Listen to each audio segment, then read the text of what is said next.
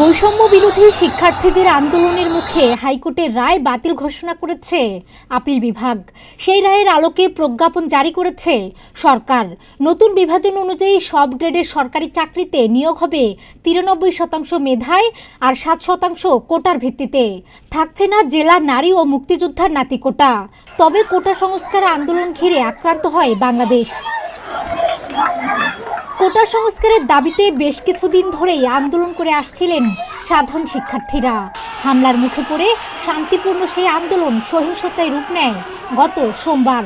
ঢাকা, জাহাঙ্গীরনগর, জগন্নাথ, চট্টগ্রাম, রাজশাহী সহ দেশের বিভিন্ন বিশ্ববিদ্যালয় ক্যাম্পাস রণক্ষেত্রে পরিণত হয়। এরপর সহিংসতায় 6 দিনে সারা দেশে 138 জনের মৃত্যু হয়। 16 জুলাই মঙ্গলবার কোটা সংস্কার আন্দোলন ঘিরে বেগম রোকেয়া বিশ্ববিদ্যালয়ের শিক্ষার্থী আবু সাইদকে হত্যা করা হয় রংপুরে। এছাড়া চট্টগ্রামে 3 জন, ঢাকায় মৃত্যু হয় আরও 2 জনের। এদিন সারা দেশে মৃত্যু হয় 6 জনের।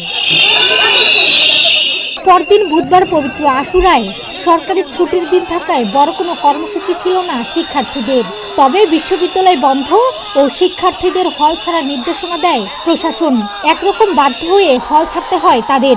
এতে পরিস্থিতি আরও উত্তাল হয়ে ওঠে। এদিন যাত্রাবাড়ির শনির আখড়ায় আন্দোলনকারীদের সঙ্গে নামে সাধারণ মানুষও। এ সময় আন্দোলনকারীদের সঙ্গে পুলিশের সংঘর্ষে এক পথচারীর মৃত্যু হয়। বৃহস্পতিবার কমপ্লিট শাটডাউন কর্মসূচি পালন করে আন্দোলনকারীরা। পাবলিক বিশ্ববিদ্যালয়ের শিক্ষার্থীদের সঙ্গে এদিন যোগ দেয় বেসরকারি বিশ্ববিদ্যালয়ের শিক্ষার্থীরাও। রাজধানীর বিভিন্ন স্থানে সড়ক অবরোধ করে বিক্ষোভ করে তারা। পুলিশ, র্যাব সহ ক্ষমতাসীন দলের নেতাকর্মীর সঙ্গে আন্দোলনকারীদের ব্যাপক সংঘর্ষ হয়। এতে সারা দেশে অন্তত 41 জনের মৃত্যু হয়। এর মধ্যে ঢাকায় 33 জন এবং ঢাকার বাইরে 8 জনের মৃত্যু হয়। শুক্রবার পরিস্থিতি সম্পূর্ণ নিয়ন্ত্রণের বাইরে চলে যায়। এদিন সারা দেশে অন্তত 56 জনের মৃত্যু হয়েছে। এর মধ্যে ঢাকাতেই 44 জন। ঢাকার বাইরে রংপুর, মাদারীপুর, বগুড়া, নরসিংদী, রংপুর ও সিলেটে 12 জনের মৃত্যু হয়। রাজধানীর বিভিন্ন জায়গায় থানা, ফাঁড়ি, পুলিশ বক্স, বিভিন্ন অবকাঠামো ও স্থাপনায় আগুন দেয় দুর্বৃত্তরা। পরিস্থিতি নিয়ন্ত্রণে শুক্রবার রাত থেকেই সারা দেশে কারফিউ দিয়ে সেনা মোতায়েন করা হয়। কারফিউয়ের মধ্যেও থামেনি প্রাণহানি। শনিবারও চলে সড়ক অবরোধ ও সংঘর্ষ। এতে প্রাণ যায় আরও অন্তত 22 জনের। এর মধ্যে ঢাকায় 15 জন আর ঢাকার বাইরে 8 জন নিহত হয়। রবিবার কারফিউয়ের মধ্যেই কোটা নিয়ে রায় দেয় আপিল বিভাগ। তারপরও থামেনি বিক্ষোভ অবরোধ। এদিন সহিংসতায় সারা দেশে মৃত্যু হয় আরও 8 জনের।